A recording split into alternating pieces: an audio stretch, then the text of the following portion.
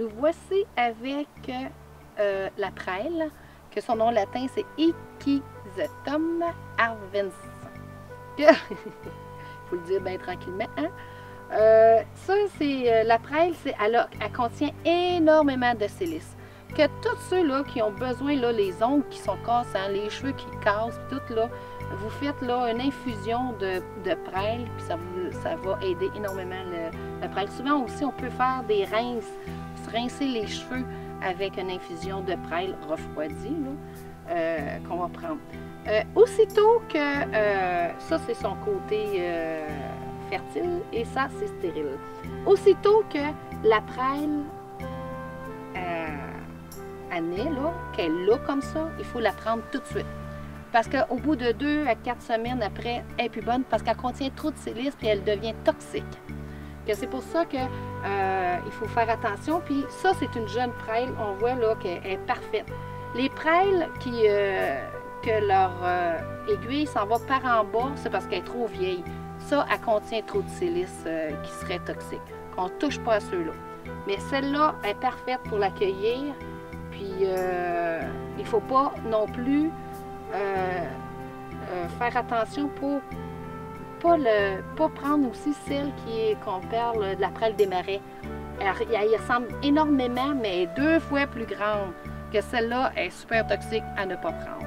Que quand on la voit dans les champs, proche des bâtiments, tout, là, on sait que celle-là est parfaite.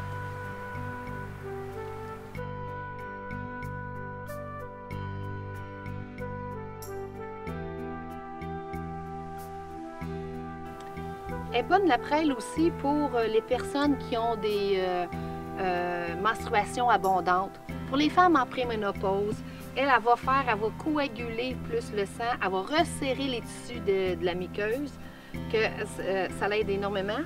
Puis aussi pour les personnes qui sont encore en dépression, en insomnie, l'hyperactivité, ça, on peut dire que ces personnes-là, bien souvent, on va aller voir les reins. Les reins, quand ils ne fonctionnent pas, ça cause, c'est une des causes de l'insomnie, l'hyperactivité, ça que la prêle, bien souvent, à cause de ça, elle est très nutritif, elle a énormément du calcium, elle va l'aider.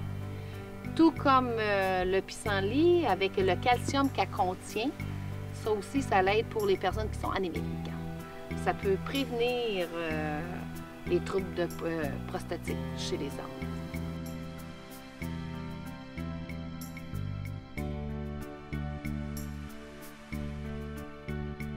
Les contre-indications et toxicité de la prêle, on en a parlé un petit peu là, que dans les vieux plants, il y a trop de quantité de silice, mais ça, c'est parce que ça peut irriter et endommager les reins et les nerfs. Que ça, à faire attention. Éviter pour les enfants à usage prolongé. Éviter ceux qui ont de l'œdème à cause d'insuffisance urinaire. Éviter le temps de grossesse parce que elle est trop diurétique, la prêle.